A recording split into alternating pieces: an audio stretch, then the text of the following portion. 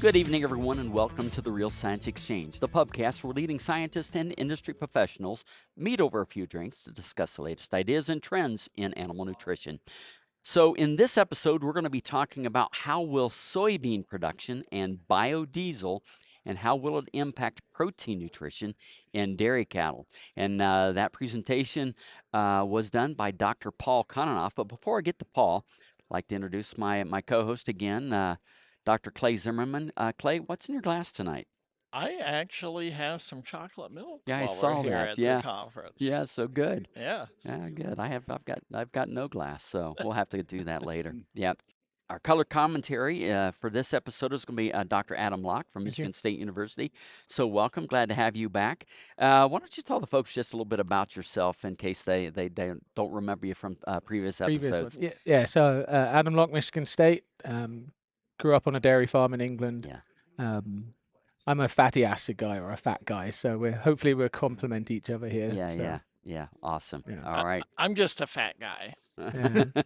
Well, I tell people I was called the fat guy, but it's before I even did a PhD. So yeah. And there we go. Paul, why don't you give the audience just kind of a little background on yourself? What do you do there at Nebraska? Yeah. And and then give us the kind of the high points of your talk today. Yeah. So, as you mentioned, I'm at the University of Nebraska. I've been there for just over 20 years. My position is an extension research role. And so I've done a lot of research just in applied nutrition and feeding of byproducts to dairy cattle. We focused more recently on studying energetics. That's also got me into the area of methane production and products that mitigate methane. And then in addition to that, I guess I have an additional role as editor-in-chief of Journal of Yeah, Dairy you Science, sure and do. that time is winding down. My last term expires here December 31st. Oh, So wow. I'm just at the end of that tour as well. Do you know who's going to take over for you? We're going through interviews right now. Is that right? Yeah. Okay. So we're really looking forward to the next person Okay. and see where they're going to take the journal. Yeah. It's a fun ride. Yeah, for good sure. deal. Well, you've done a great job. We Well, thank appreciate you. that. Absolutely. Yes. So yeah, a little bit background on my talk. As I mentioned, I've done a lot of research. I came to the University of Nebraska 2004, and that was just about the time corn ethanol production was starting to increase. And and in 2007, the renewable fuel standard came in, and that really gave a boost to renewable fuels. First one out of the gate was corn, and then that we can talk a little bit more in detail on what came after that. But we've done a lot of research on distillers grains that came from corn ethanol, and coming from the Cornhusker state, Yeah. that was a place to do it. And so that's really what I started off at the University of Nebraska doing. And we've been doing that for over 20 years, and it's been a fun ride. We've focused on chemical characterization of feeding them to dairy cattle, and then just seeing what happens to milk production, digestibility, and energy utilization. So I met you about 14 years ago, though, Yeah. you gave a talk at the Penn State Nutrition Conference, Mm, but I think it was about amino acids. Is yeah, that it correct? was. Yeah. So you So must have a background in amino I acids. not per se. I guess I spent a little bit of time working with Chuck Schwab at the University of New Hampshire Okay. with Ryan Ordway, Yeah. another Balchem person. So I Yeah. soaked up as much as I could on amino Okay. acids when I was there.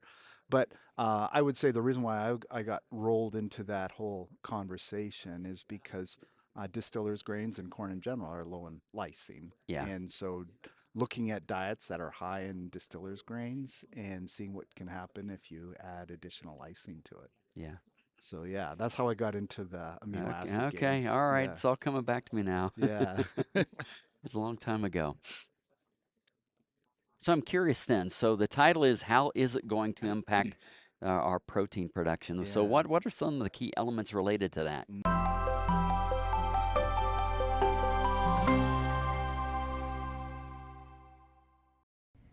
New research is changing everything we thought we knew about choline's impact on the cow and her calf, and top scientists have a lot to say about it.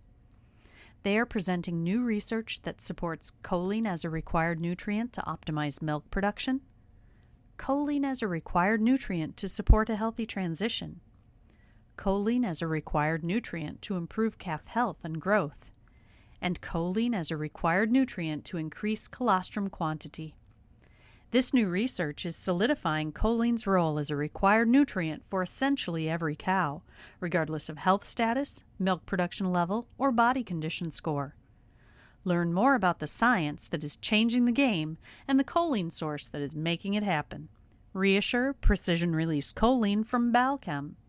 Visit balchem.com/scientistsay to learn more.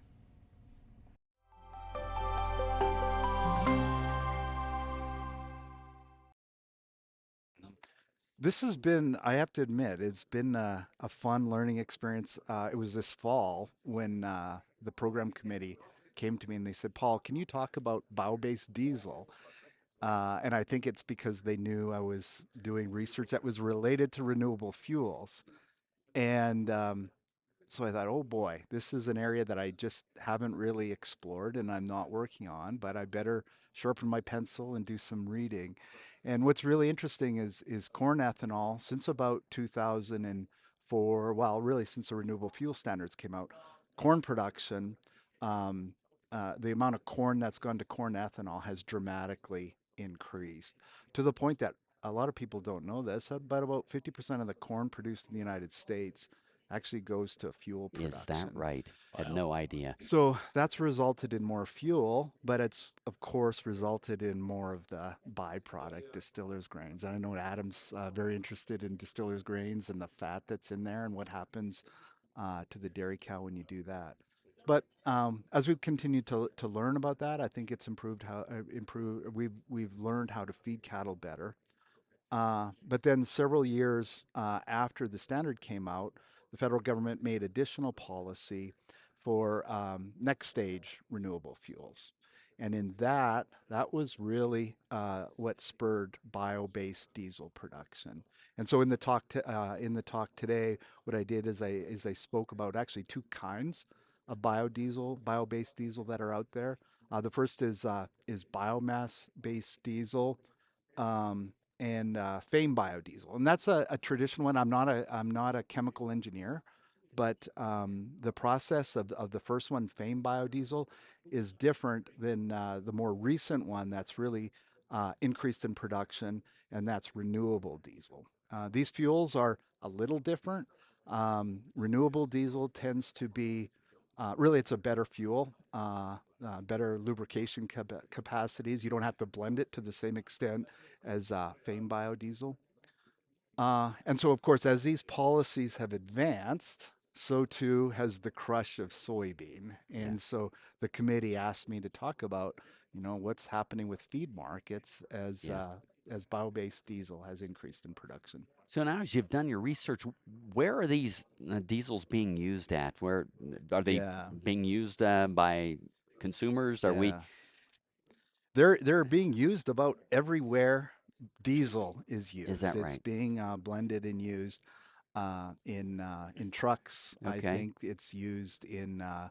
I think it's even used in boats. But basically, wherever diesel is used. What's interesting is where it's produced as well. Um, a lot of the crush capacity is in the locations where you grow soybeans. Yeah, So sure. in the Midwest, in Nebraska, Illinois specifically, and that's where the oil is coming from.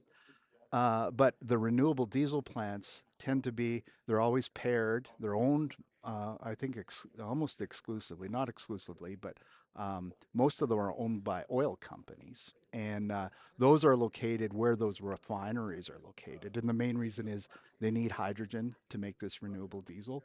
And so those are located in places like Louisiana. I should mention California has had also policies related to renewable diesel. There's oil companies there, and so there's a lot of this renewable diesel that's being produced. California, Louisiana, those areas.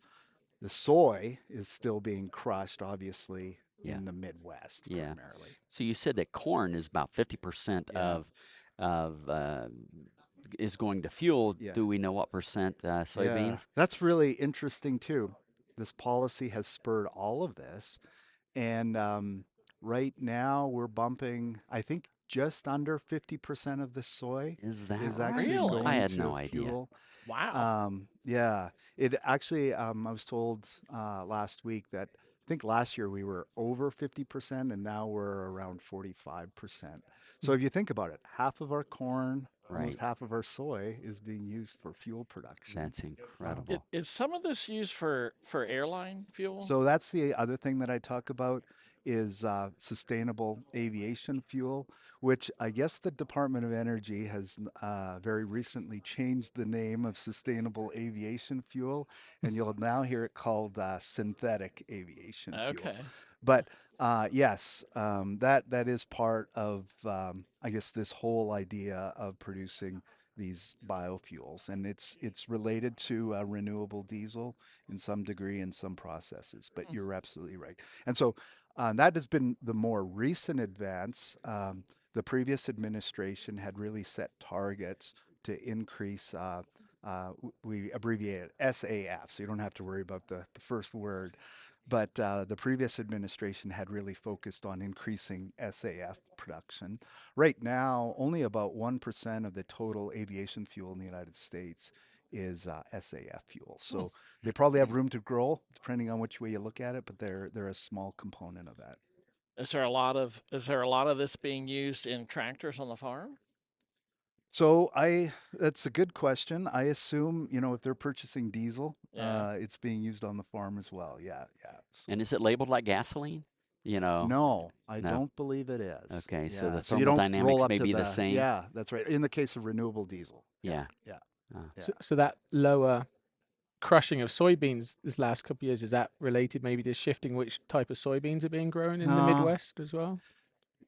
I think most of that is policy driven. Okay. So what happened was, again, the previous administration set up some incentives for the oil companies to build capacity to produce renewable diesel. And that was a big shot in the arm because what happened was these oil companies saw capital that was available and they had some old petroleum plants that were ready to be decommissioned, but there were funds available that they could reinvest and retrofit into renewable diesel. So we saw tremendous growth with the availability of those funds, and then it's backed off a little bit. And I think the profitability of the companies, it's very shaky what's happened in the last 6 months and what's gonna happen for the next 6 months. But I think some of the policy uncertainty has caused people to hold back on some additional production and investment. Mm. So is it fair to assume then that you know the need for this oil for the biodiesel has created more acres of Yeah, soybeans and now we've got more protein available. yeah. Hence the impact on the dairy industry. Yeah, that's exactly what's happened. I mean, the continued increase in soy production, not only in the United States, but Brazil and Argentina. So you've had increased soy production, increased crush, and that's resulted in increased availability of soybean meal. Hmm. And so, yeah, I think that's the opportunity that producers have is anytime you have increased availability, hopefully there's opportunities for cheaper ingredients into the diet. Yeah. So what impact has it had on soybean meal prices? It's hard to say exactly. I'm not an economist, but if you just look at the trends over the last year, maybe 2 years, you've seen reducing costs in soybean meal, and Yeah. so I think it's fair to say that that's had a reducing drive down on soybean meal prices. And on the board right now, we're less than $300 a ton. Right. Yeah. So most of the crush is it solvent extracted, then is it? Yes, Okay. exactly. Yeah. Yeah. Yeah. Now I'm sure some of these expellers some of the expellers have they also sell the oil, but I think a lot of the growth has actually come from solvent extraction, and that's actually it's a good question. It's one thing that I've always found a little surprising is we knew we were going to get this tsunami of soybean meal. What I'm not seeing, I'm not an active in player in the industry itself. But you would think we have this tsunami, we've got to do something with it. It was the same thing with distillers grains. We got to figure out how to deal with it. I would have thought we would see some companies doing some value added things like making it a higher bypass, for Right. instance. And we're not seeing that. Maybe the expellers have increased a little. Well, I know they have. That spurred them a little bit. But the answer to your question is, yeah, it's mostly solvent extracted. So I'm kind of, Adam, I know you've got an interest in high-oleic soybeans and trying to do some mental gymnastics here to think of, will this impact that at all? Or any thoughts related to that? Yeah, it's interesting. That's kind of why I asked about the less crush now, but certainly in some of the dairy soybean areas that cross over New York, Michigan and stuff, there's been a huge uptake the last 2 planting seasons in the amount of high-oleic soy being grown. Some of that is dairy farmers themselves planting it. Yeah. I now hear that some of the larger producers that don't have enough of their own land base because of forage needs are contracting with local soybean farmers and paying a premium for it. What my view on the high-oleic beans is, the value of them is in the oil, right? Yeah. And that could be biodiesel. It could also be the human nutrition market. It's like there's about 80% oleic. It's a very unique oil source. Olive oil is only in the 60s oleic. So I think if the oil's taken out of those beans, I think the soybean meal left over isn't. I can't imagine it's going to have much difference in it versus conventional. Yeah.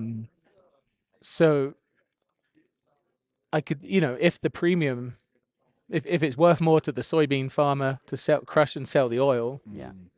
That's going to go that way, right?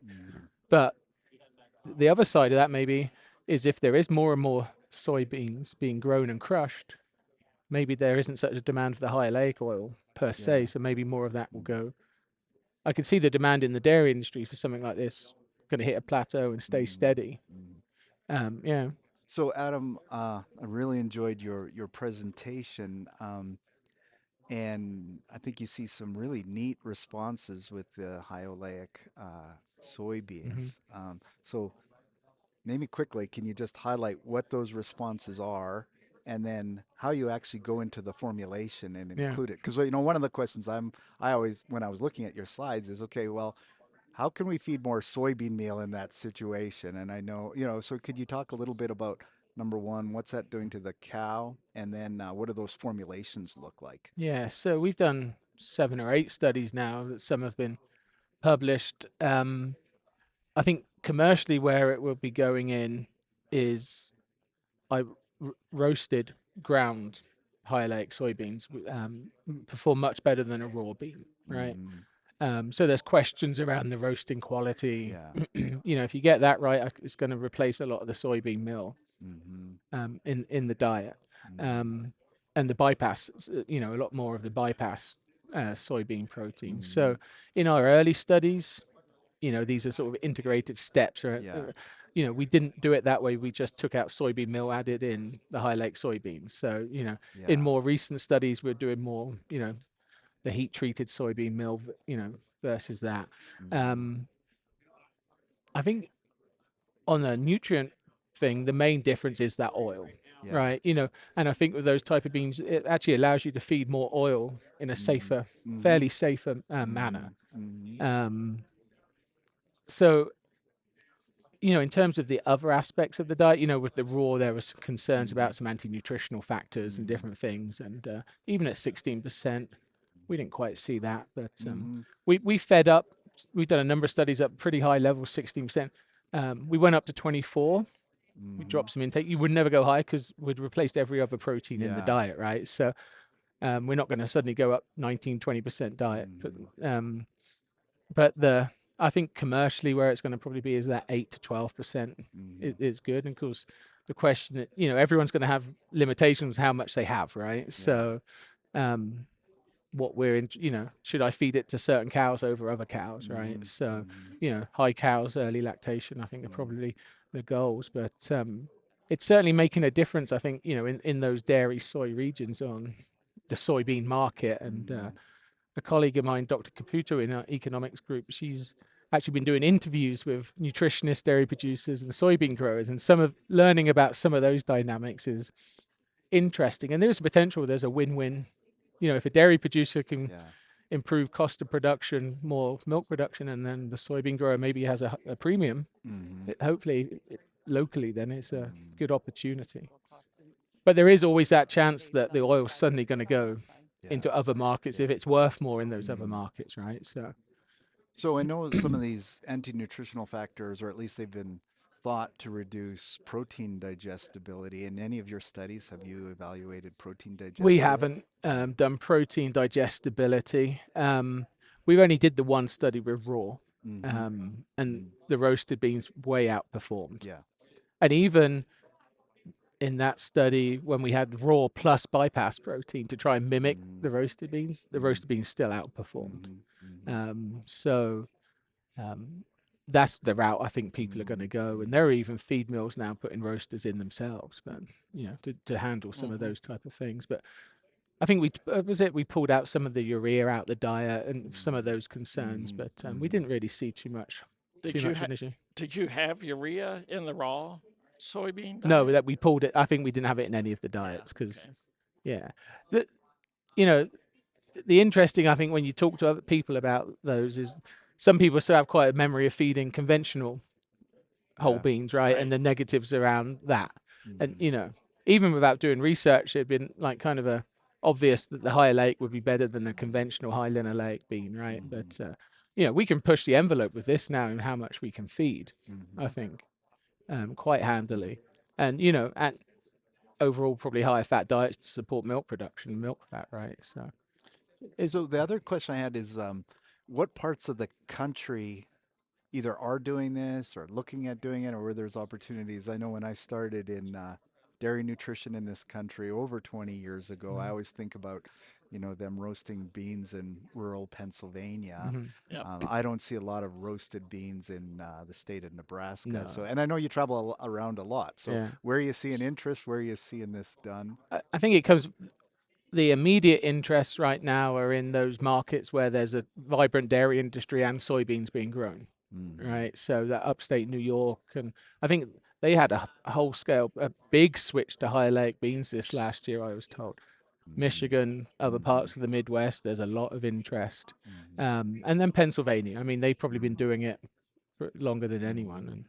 And you know, like yourself in an extension appointment, I fell into this because we were getting questions from a producer in Michigan that was already feeding them, and how much could we feed, right? So, but that's an interesting thing because some people say, well, it's only going to work in certain markets. Yeah. But coming back to the crushing side, I think this high-oleic oil is very unique, right? And there's a lot of potential in the dairy nutrition with work around oleic acid. There's potential that maybe the high-oleic oil could be utilized in diets in areas that aren't growing the soybeans themselves. And again, that's a crushing, you know, where would that oil be going? We actually just started a dose response with the high-oleic oil right now to mimic the same amount of oil that's in when we did our dose response with the beans. But you could market that in other areas or utilize it in other places where the beans aren't being grown more easily, I think. So you're adding straight oil to the diet? Yeah. Wow. I think we know enough about milk fat depression risk factors now that we can do that. But ask me in a couple of months, and I'll be like, no, you know. I think I know some commercial nutritionists that have been doing it because they couldn't get the beans, but they could get the oil, which is an interesting situation, right?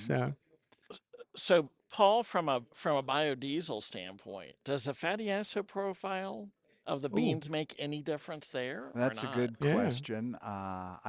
I can't honestly answer that. I'm sure there's oleic soybeans that are going into that production, but I'm not.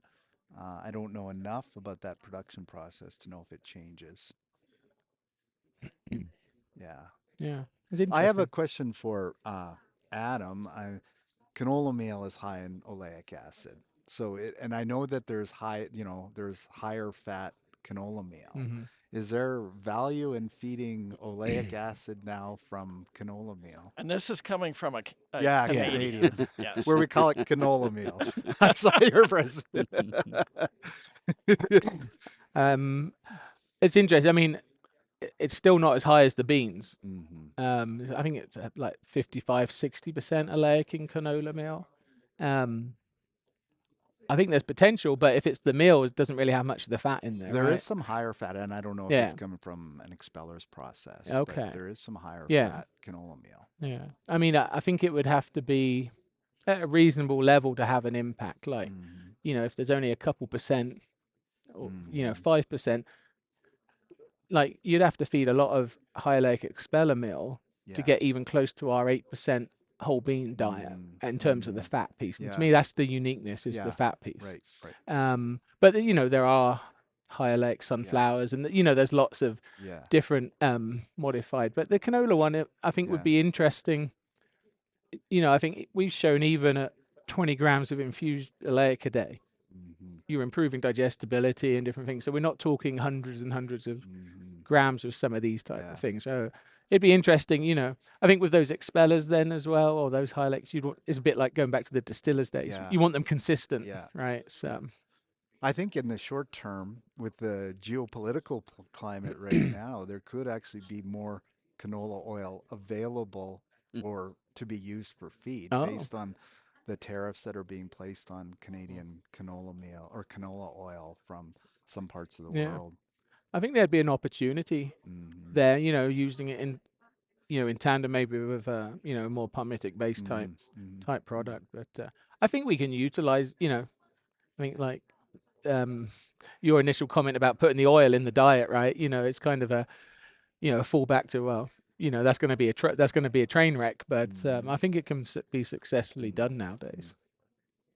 I have a question for Clay. In my talk, one of the things I did is pull out a paper by Bill Weiss that was published in Applied Animal Science, and it was a really neat, kind of almost like a case study of how you formulate diets to contain soy products.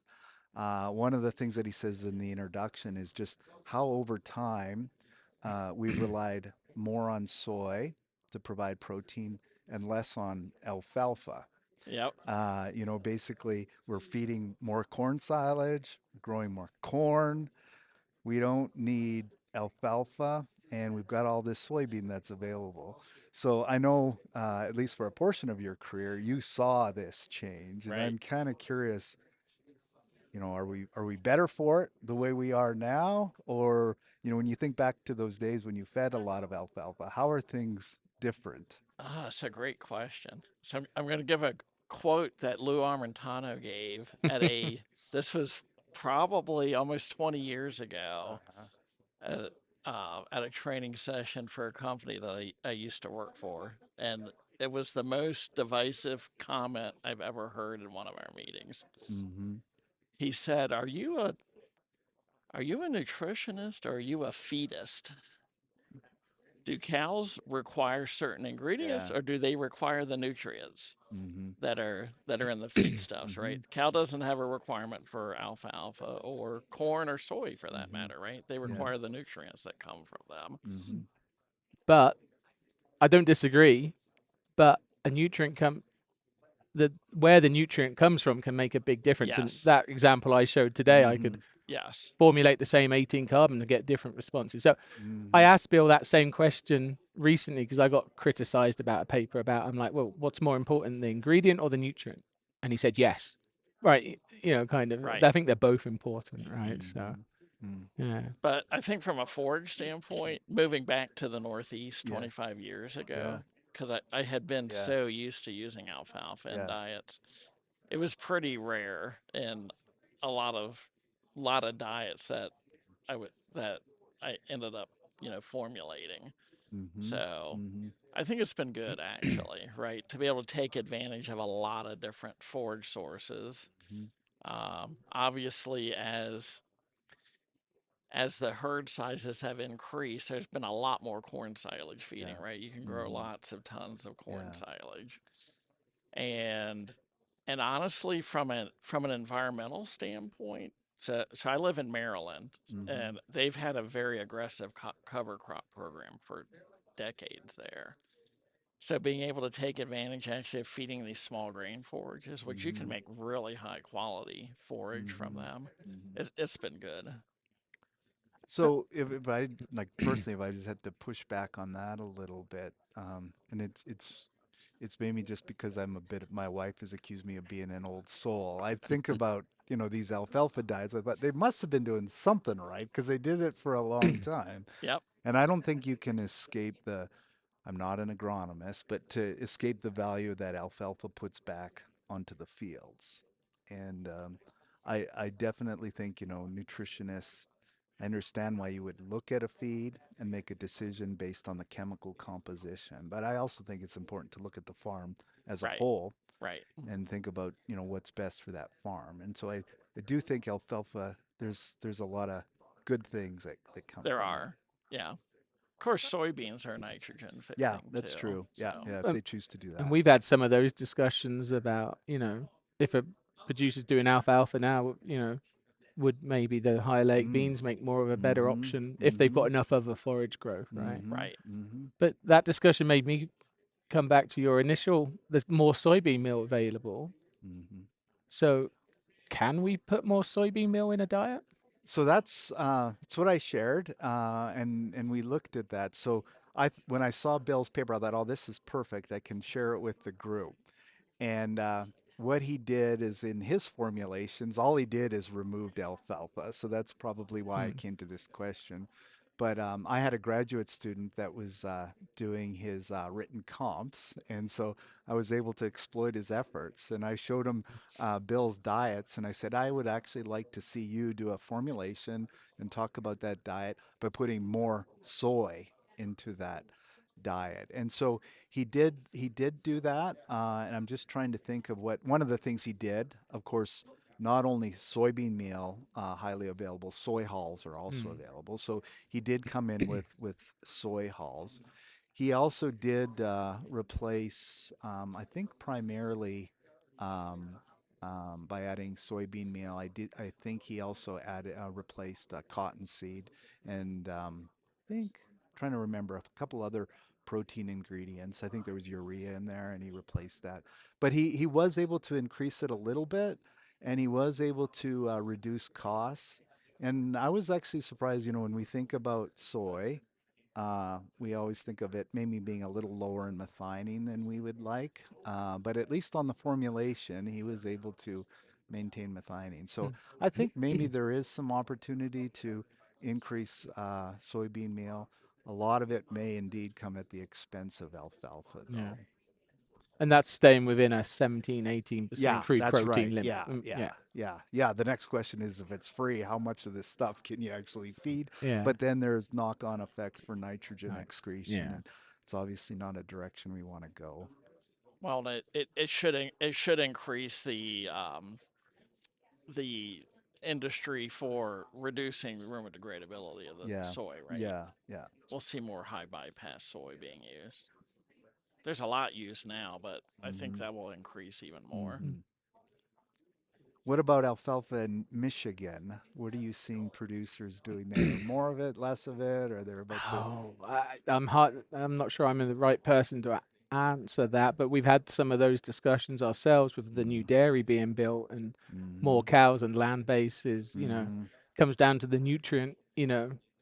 Why are we feeding any of those feeds, right? So I think in general, there's less alfalfa probably being grown, more corn silage because farms are getting bigger, more cows. Mm-hmm. So there at that point, I think is its forage yield is probably the most important. Then you work Mm-hmm. around that, I think. Mm-hmm. So Mm-hmm.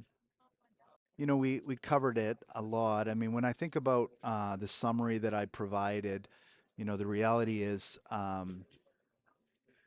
this change in renewable fuels that we see, the reality is that's all based on policy, not only federal policy, but some state policies.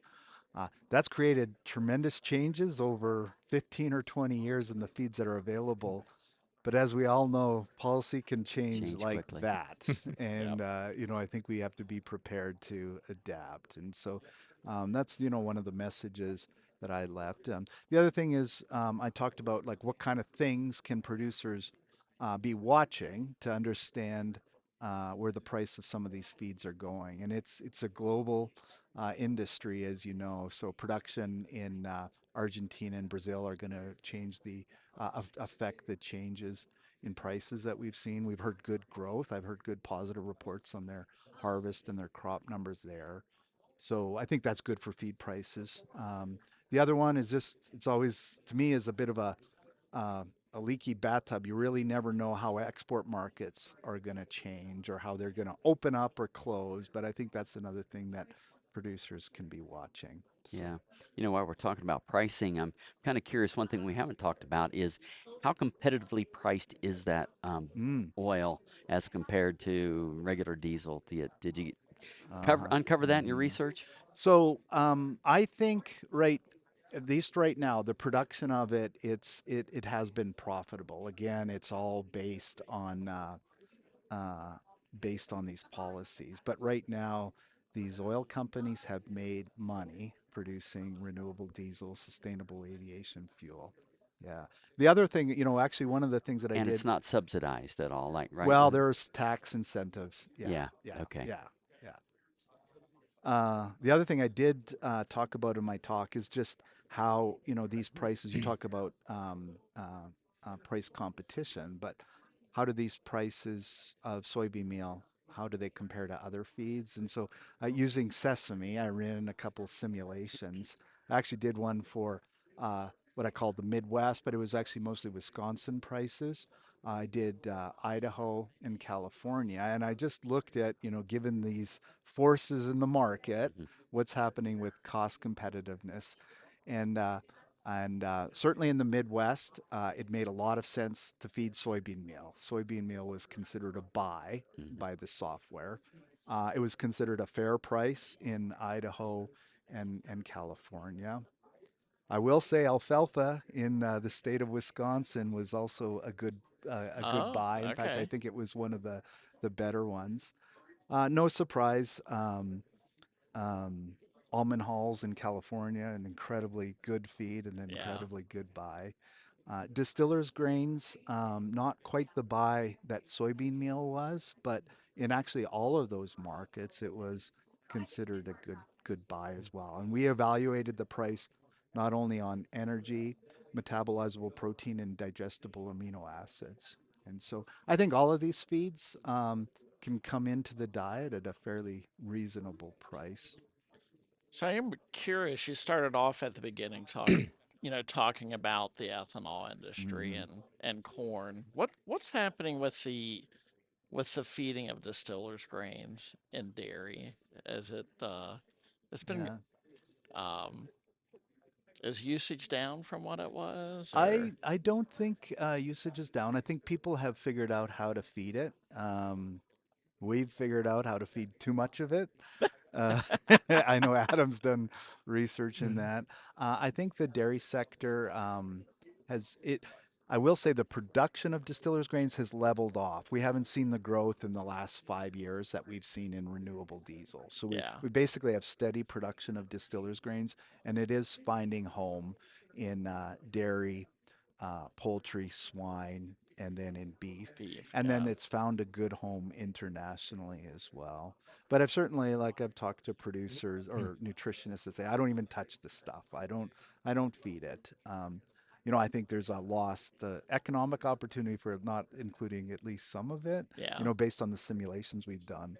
But I think it's finding a home. I'm not seeing tremendous, you know, growth in one particular sector, and that's my understanding. I think the key there was getting more consistent product, Yeah, right?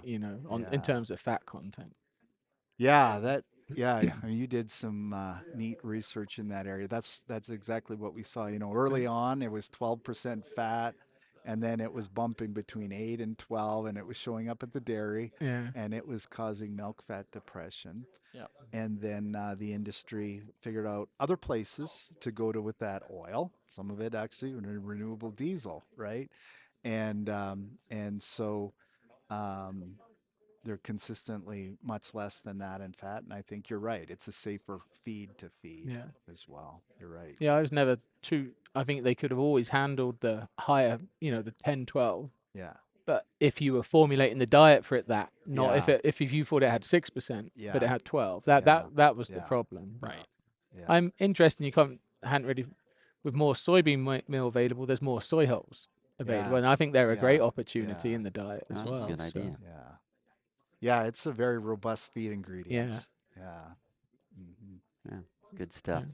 So as we get ready to kind of wrap things up here, kind of like do you guys just kind of formulate your thoughts and come up with a couple, key takeaways that you'd like to share with the audience? And I'm gonna toss it down to my trusty co-host down there, Dr. Clay Zimmerman. Tonight's last call question is brought to you by Niasure Precision Release Niacin. Niacin is a proven vasodilator for heat stress reduction and a powerful antilipolytic agent for lowering high blood NEFA in transition cows. Protected with Balchem's proprietary encapsulation technology, you can be sure it is being delivered where and when your cows need it. Learn more at balchem.com/Niasure. It's a very interesting topic. I've been hearing this for a few years, right, about how soybean meal production is going to increase, and it has been. It'll be interesting to see long term what happens to the price of soybean meal Hmm. and how that might impact other protein Hmm. sources that are being used in the Hmm. diets as well. So Yeah, it will create some opportunities for Yeah. sure. yeah. Adam, any thoughts? Yeah, it's interesting. As this is an area I haven't really think too much about on that side, but I think it shows that maybe we need to do more work in better understanding how to get certain protein sources in the diet, or how to include them at higher levels in the diet. And I think the dairy industry is going to be somewhat unique in areas that they can, with different types of soybeans that are available. Maybe the opportunity to feed more of the soybean oil in the diet, but it's I think an interesting time right now for a lot Yeah, of those things. So yeah, it's exciting. yeah, for sure. Paul, we'll give you the final word. Oh, I would just say, when I started at Nebraska, I remember Terry Kloffenstein was on faculty, and he just told me, Paul, early in my career, energy was the most expensive ingredient. And over the last, 20 years, that's changed. Or sorry, uh, protein was the most Right. expensive ingredient, and that's changed with the increased availability of distillers grains and, of course, soybean meal. Uh, Now, protein's actually pretty cheap. And the cool thing is, in our area of nutrition, and you look at that cow, she's quite adaptable.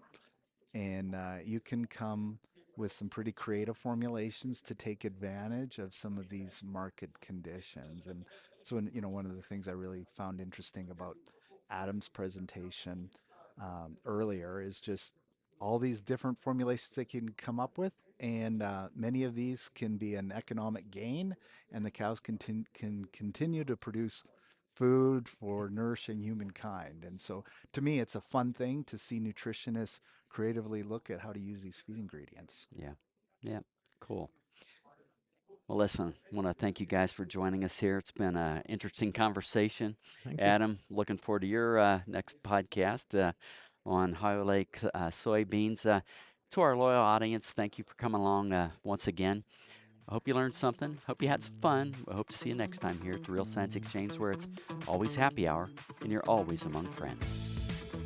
We'd love to hear your comments or ideas for topics and guests, so please reach out via email at anh.marketing@balchem.com with any suggestions, and we'll work hard to add them to the schedule.